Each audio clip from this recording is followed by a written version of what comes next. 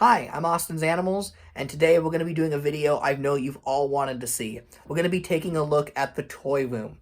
So, who's ready to check out the Ewok Village?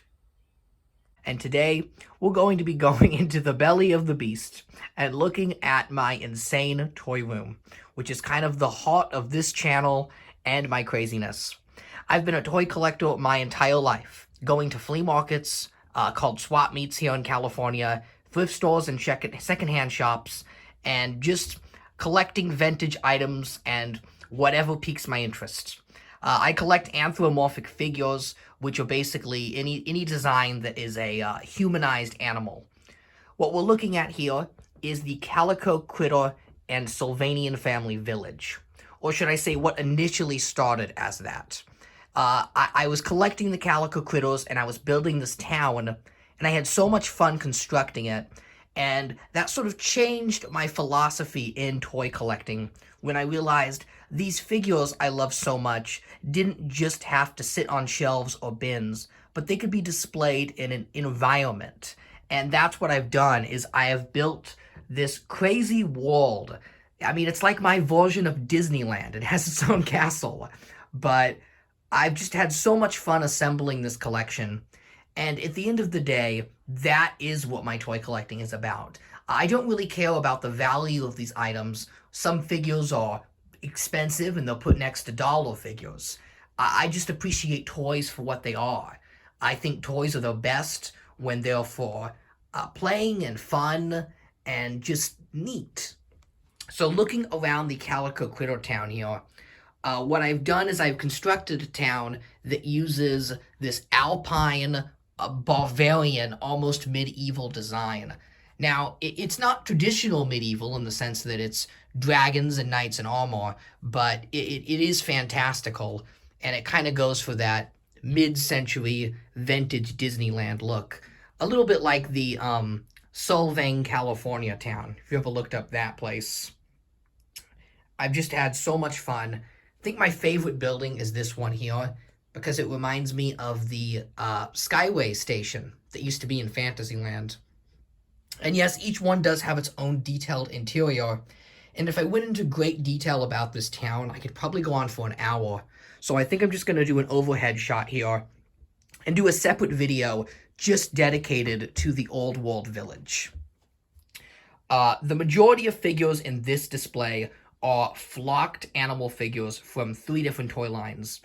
Calico Critters, which was known in the 80s as Sylvanian families. Little Woodsies, which are sold at Target. And then another line called Honeybee Acres that is sold at Walmart. So they're all kind of 3.5 to 4 inch flocked animal figures. Though I have thrown in some other ones for good measure, such as that bunny there. He was from a line called Hubbubs, and the fox character is from Peter Rabbit. So really, again, anyone is welcome in the Critter Village, just as long as they fit the general theme and aesthetic. And yes, I do have my own Crittersona, and that is this little bear man here. He's supposed to be an Ewok, because I love the Ewoks from Star Wars, which is actually a perfect transition to move to the display behind the Old World Village, and that is my Ewok town. So this is where all of my Star Wars Ewoks reside, alongside a bunch of other action figures. I know I have some Rudolph figures in here, some Disney Afternoon characters. Again, anything that fits this theme, which is kind of just like, this one's a bit more fantasy Robin Hood-like. So we've got some Ewoks here. This is the Battle Wagon from Kenner's Robin Hood line. Same with the Catapult Launcher. That's also from Robin Hood. Really great toy line by Kenner in the 90s. We've got some Ewoks and Gummy Bears. Moving over, we have Rudolph and Clarice. And another thing I absolutely love is the Rankin Bass stop-motion holiday specials. I absolutely adore them, and I try to collect any of the figures from those I can find. Here we've got an Ewok, and he's riding the Teddy Ruxpin worm. Again, there are no rules to this town. It's just whatever works well and whatever fits. And I just have so much fun constructing these scenes. So what we have here is kind of the marketplace. I ask myself, like, if the creatures of this village were to have their own flea market, what would it look like? So this is kind of what I've assembled. Just little medicine and potions and weapons and, like a classic feudal society, the kind of bargain and swap kind of market. Moving up here, we have some of the mighty trees of Endor with the Ewok huts in them. These are actually store displays from like a hunting store. They're not Christmas trees. They are like rigid, solid structures. I think they might have been for like a hiking supply store. Again, I found them at the flea market. I think I paid $8 for all of them. And I have a whole bunch here. The lady that had them just didn't want to take them home because they're very heavy. So we were able to make a great deal. Here we have the Ewok celebration. It's kind of like party time for the Ewoks. And we've got Smokey the Bear there for good measure. We got some more Ewok celebration, as well as some tea time. When it comes to the furniture, I try and include items in this display that looks like they would be handmade or made out of nature. In this case, the leaves look like something Ewoks would fashion themselves into a chair. And I just look for any miniatures. Dollar Tree, actually, is a really good resource for this type of thing. You wouldn't believe the things I find at the Dollar Tree that work well in this display. Another gummy bear, and then Robin Hood and Maid Marian. I love Disney's Robin Hood, so they worked there perfectly. And these two don't even go together. I know the Robin Hood is from the Disney store, and the Maid Marian is a Christmas ornament. So just anything that's a figure that would fit in this display is included. Over here, we've got one of my favorite displays, and that is all of the Ewok characters from the Saturday morning cartoon. So from left to right, we've got Chief Chorpa, Princess Nisa, her loyal guard Wicket the Ewok, Paplu, Tebow, and Tebow's lover Latora. Really fun set. Not a lot of 80s cartoons have that nice modern set of figures. And given how much Star Wars there is, I mean, there's a lot of Star Wars stuff you can make. I really love that someone at Hasbro decided they were going to make sure that the complete cast of the Ewoks from the TV show was made in figure form. So a very fun set. Okay, moving up here, we have my crazy plush collection. Yeah, I know this looks insane, and I wish I had a better way to display these, but I'm just so tight on space.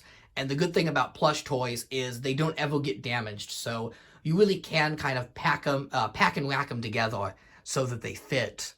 You'll notice just every cartoon animal character you could think of is pretty much here.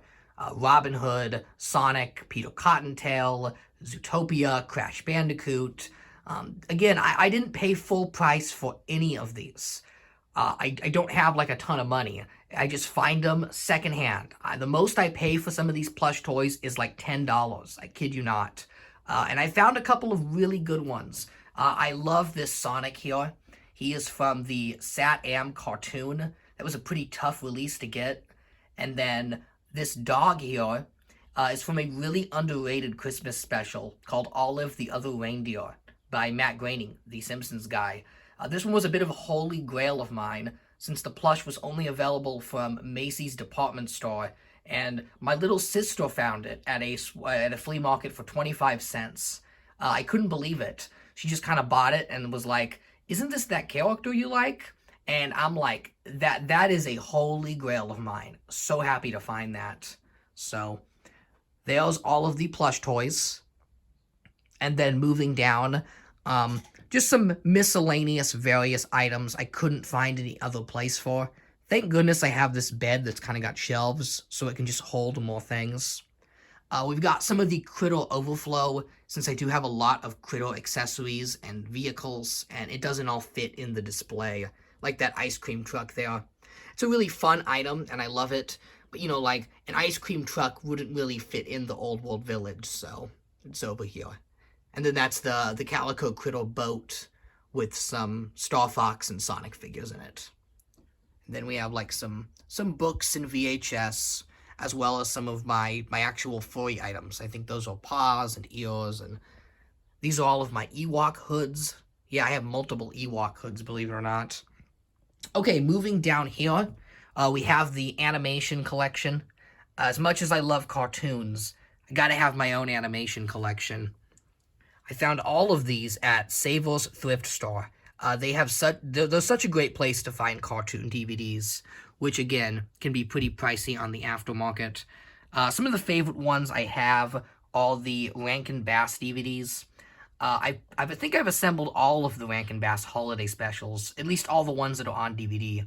You've got Peter Cottontail, Mad Monster Party, Rudolph, just great stuff. Some of my other favorite movies, Fantastic Mr. Fox is great. I've got all the Chipmunk films. What else? I just recently found that Animaniacs, both DVDs. A fun show, really been enjoying it. We got Miraculous Ladybug, all the Shrek movies, so there you go. Kind of running out on space for those, though, so I don't know what I'm going to do when I find more. Okay, moving over here, we have the individual shelves. These are kind of the nice items that didn't fit into the figure displays, because the figure displays are really only for the 3 and 4 inch figures, so some of the larger items go on these shelves. Starting with this one, we have my Rankin Bass holiday figures. These ones here are just small figurines and keychains. So we've got most of the Rudolph characters, as well as the full-size Yukon Cornelius and Snow Miser figure. And then we have this really wonderful Jim Shore Rudolph statue. I couldn't believe when I found this a couple months ago at my local thrift store for $5. And no broken pieces. You always find these things where they're chipped or broken. But nope, and there it is. I've never owned any of these before, but I do really like them. Not only are they characters I like, but I think the style is actually pretty cool. It's got that, again, old world, almost Appalachian handcrafted look that fits in with the rest of the toy room, honestly. The whole room's kind of got this Ewok fantasy look to it. Okay, moving down here, we've got the most amazing piece in my collection, my custom Ewok figure that my girlfriend made for me. She got this for me last Christmas, and I couldn't believe it. I was just ecstatic. I absolutely love this piece. And then next to it, another one of my favorite pieces, and that is the vintage Wicket telephone. Not only is it just so kitsch and weird, like an Ewok phone could have only existed in the 1980s, but the sculpt on Wicket here might just be the best Wicket sculpt ever done. Like, it perfectly captures the cartoon character, better than any figure or plush has. It's a really amazing representation of the character. They did a great job. I also love that the phone itself looks handmade. It's not, there's no, like, computer or technology aspect to it. It looks like an Ewok made it. Moving over here, we have some of my miscellaneous items. The Weasel lunchbox and Pop, a band I loved as a teenager. The bizarre and surprisingly rare Grandma Got Ran Over by a Reindeer toy. That one deserves its own video. And then the Batman and Robin Pop vinyls. I know there's nothing really too striking or special about those, but it was one of the last items I received from my grandmother. So, a very emotional item. And then moving over here, we have the complete set of Barbie Cutie Reveal dolls. These were just released by Mattel, and these are kind of the Barbie furry dolls. I bought the bunny first, and I wasn't sure on this line, but I have just fallen in love with it. Because if you take the furry costume and put it on a fully articulated doll, you end up with this strange anthropomorphic doll that is almost like a puppet. Because the suit covers the whole body. You don't see any of the joints. So these can be posed into any position. And they're just so quirky and strange. I absolutely love these. Moving down, we have the Plo Koon and Kit Fisto Star Wars dolls. This is another emotional item that I received from my parents when I was a kid. If you haven't watched the full video on these, I'd recommend you do. just know that I got these two dolls when I was 7 and 8 years old, and they were the first real collectibles I had in my collection. Kind of a turning point where I went from a kid who just played with toys to a real collector that collected toys and appreciated them. Oh, and also they've got Monster High Babes, because why not? Moving over here, we have some more goofy dolls I like. We've got Jar Jar Binks. I just picked him up at the doll show in my latest pickups video, as well as the fake Snow Miser girl. And then we have from Monster High, the Rochelle Goyle and Viperine Gorgon doll. Viperine Gorgon, probably my favorite Monster High character, I won't lie. A hippie Medusa. Is that not amazing? Okay, moving up here, we have some of my higher-end anthropomorphic statues, and that includes the Mr. and Mrs. Playboy dolls I also did a video on. Those strange, sexualized bunny figures. As well as this lovely fox girl that I just found at a flea market. She's some sort of foreign character from Russia. If anyone knows anything about this character, please let me know. I am looking for details.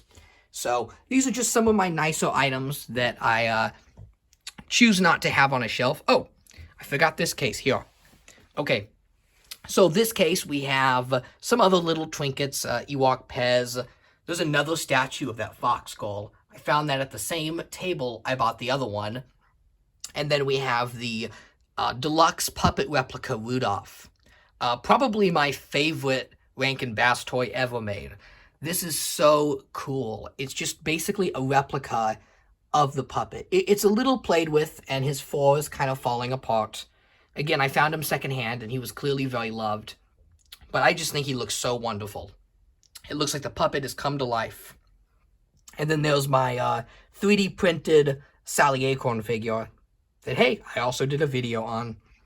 And I'll probably make videos on a lot of these other items. Okay, so moving back up over the Ewok village here. Some of the items on the wall. We have some actual animation art. This one here is from the Ewoks cartoon. It is the character of Latara, and she is fully colored, and she is up against an Endor backdrop. This is probably my favorite piece of animation art I have, because it's so just striking and beautiful.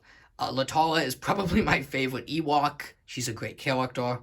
And her Season 1 design is much better than her Season 2 design. And, I mean, the backgrounds of the Ewok show are just amazing. Each one of them looks like a John Denver album cover. They really did such an amazing job of capturing the Pacific Northwest. Like, the Ewoks don't just live in a forest. It is very clearly California redwoods, just like Return of the Jedi. Oh, and I also love that the handrail they drew behind Latara is identical to the handrail that was on the Ewok Village playset that I have here. So it seems like the people that made the show were taking some inspiration from the toys, which I always love as a toy person. Okay, moving on up here. Some more animation pieces. We have two walklings from the Ewok show laughing. I don't know what episode this is from. If I had to guess, I think it might be the one where Wicket tells the ghost story, but I don't know. Here is Simon Petrikov from Adventure Time. I got this one from designer Andy Vistano at WonderCon about a decade ago. Here's another one of Latara. This is her Season 2 design. Found this one at an antique store. I remember being so excited because it was my first Ewok cell, and it was Latara. I like this one here more. You can see how much the character changed in between the seasons, but I'm still very happy to have both. And then moving in the top right corner, we have probably the strangest and most incredible find ever. This is an original character design sheet. So it's not even an animation cell, it's a piece of production art from the Sonic the Hedgehog TV show. This is Rotor, one of the freedom fighters that walked alongside Sonic and Sally. Now, the Sonic the Hedgehog TV show is my favorite cartoon of all time, and notoriously there is nothing of it to collect. There's the Sonic plush I showed earlier, but that was about all they made. So being able to own not just a piece of merchandise, but an actual piece of production, amazing. And what makes it all so incredible is that I found this at Comic-Con in a bin labeled junk. I kid you not. So again, the good finds are out there. You've just got to keep your eyes open. And I rescued this piece, so I'm so happy to have it. Okay, moving over here, we have two more Adventure Time pieces. This is Marshall Lee and Cake the Cat from the Fiona and Cake episode. These were both drawn by Natasha Allegri, a personal hero of mine who worked on so much of Adventure Time, and I have so much of my youth to thank her for. She ended up designing and creating all of the Fiona and Cake characters, as well as headlining the comic book that came afterwards. I got these pieces pretty early into the show's popularity. I was able to meet her at WonderCon, and just one of the nicest people I've ever met. You know, they say don't meet your heroes, they'll always disappoint you. And trust me, I've met a few of my heroes who have disappointed me, but Natasha Allegri was not one of them. She was nothing but humble and kind, and drew both of these characters for me, and I absolutely treasure them. I mean, over 10 years ago, I'm so happy I kept them, because I like to clean my room a lot and throw away and sell stuff, but these ones I kept. They're very important to me. Okay, moving down here, some Ewoks. This isn't actually a production piece. It's just an art print, but I really liked that it had all of the Ewok characters from the TV show and the movie, so that's fun. This here is an actual slot machine wheel from Las Vegas. Vegas is one of my favorite towns to visit. Yes, I have gambled a little bit. I am of legal age, don't worry, and I gamble responsibly. I kind of like the game aspect more than, you know, winning. I'm not actually going to win. But this is just a fun piece. I love stuff that you're not supposed to have. Sales pieces, production, anything like that. So a fun piece, and plus it is Dean Martin. Who doesn't love him? Okay, speaking of production pieces, we have some storyboards from Sonic the Hedgehog. Now, these are not from the original Sonic the Hedgehog TV show. They're from Sonic Underground, which was a different Sonic show that aired at around 2000. I'll just be honest, this show is terrible. It's not that good at all. But the artwork is gorgeous, and I do have a good portion of the episode in storyboard form. I actually have, like, I want to say 6 or 7 complete storyboards from this episode, so another fun piece. Moving over here, we have my Ewok hat.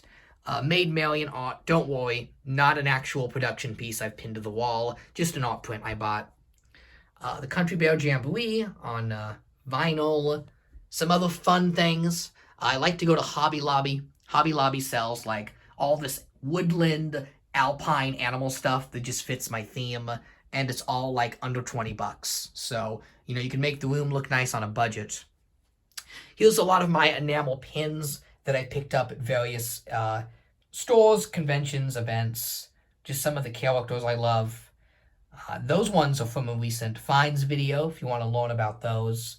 Some pretty interesting pins there. Do you know who these characters are? If you do, let me know in the comments. Okay, moving on over here. These were some more figures that I really collected as a teenager. This line was called the Outer Spacemen, and at one point I had a whole shelf of these guys, but, you know, times change and your interests change. But I did keep this set of 4 because it was signed by all of the creators. Plus, they do look fun on a wall. Something about those retro carded action figures, they just pop. Okay, moving up here, Sarah, my lovely girlfriend, the love of my life. I always have you in here. There you are. I absolutely love you. And then moving up here, we have, another Adventure Time drawing from Andy Ristano. This one is Ice King and Marceline. And then moving over to the left, we have the Sonic Mania Instruction Manual. This was given out at San Diego Comic-Con, and I was able to get it signed by many of the game designers. It's hard to display opened up. I didn't want to damage the book. So if you, if you open it up, you'll see the signatures in there. Okay, moving on. We have license plates all across the walls of the bedroom. Just something I've picked up while traveling. I love license plates. I think the design on them is fun, and I love that each one tells a story. The more beat up, the better, because it means they've seen more time on the road. These can be pretty pricey again on the secondary market, so don't go online and buy these. Find them at flea markets. You'll end up paying only a couple bucks each. Okay, moving on to the last corner of the room. We have a nice Robin Hood sign here that says Shorewood Forest. I saw this at Box Lunch, and believe it or not, they still are selling it right now in stock on clearance for $12. I picked this up and just thought to myself, I don't care if this is 50 bucks, I have to have it, and it was $12. Moving down here, we have some more shelves of knickknacks that have yet to be filled. Who knows what flea market finds are going to go there, but we'll probably find out soon. We have some strange plush dolls. I think these ones were called the Four Babies. They're super weird, and yes, they're puppets, so absolute nightmare fuel. Moving down, we have the carded Rudolph the Red-Nosed Reindeer figures. An amazing find that I found just a couple days ago. We have the carded Sam the Snowman and Jack in the Box, and the absolutely gorgeous King Moonracer figure. This was one of my holy grails, and I found it at the flea market for a very reasonable price. This is my desk with my amazing iMac computer. This is the 2009 iMac, which seems to be the greatest computer ever made, because even in 2022, it is flawless. It runs beautifully and can do just about anything. This computer was a gift from my beloved school teacher. Thank you so much. You know who you are. I absolutely treasure this thing. Okay, moving over here, some VHS, as well as my signed copy of The Phantom Tollbooth, something my dad got for me. He knew this was one of my favorite books in school, and he was able to find a signed copy, which you don't usually see for books that old, so another fun piece. This is the Peter Rabbit store display I just picked up. Some Star Fox miniatures. This is funny. So this is the model truck. I'm saving up money to buy a truck. So a bit of a joke I've had here is I have this model truck, and I just kind of keep pimping it out with all the cool stuff I want to have when I get a truck. So, you know, it's kind of the quest to get the ultimate toy of all, right? Which is the truck. Because if you think about it, a truck is just a big giant toy. And it will be the centerpiece of my collection when I get the actual car. But for now, it is made of plastic. Okay, moving over here, we have some more houses. These are the Ewok Village huts from Play School in the 1980s. They used to be in the Ewok Village. If you watched my last Ewok video, you'll see them. But as the Ewok Village expanded, and again, design-wise, it got a little bit more realistic with some real trees and rocks I put in there. These ones just didn't fit, so I moved them over here, and I made them bunny houses, because I have all these spelled bunny figures. Okay, moving up, we have more Calico Critters. Yes, there's a second Critter Town. This one here is the campsite, and is themed after national parks and lakes and things like that. We have camper homes, we have a Smokey the Bear statue, log cabins. We pretty much have it all here. One thing I've noticed with the Calico Critters, when you find them secondhand, they never have clothing. And clothing for these figures can cost more, if not double, the price of the figures. So what I've done is I have got a bunch of duct tape, and I have made little bikinis for them all. And I just think it looks great. I think they're adorable, and I think they fit the scene. So I've just had a lot of fun making the different swimsuits and posing them all and building this little lakeside getaway. I don't know about you, but like I want to be at this lakeside retreat right now. Looks amazing.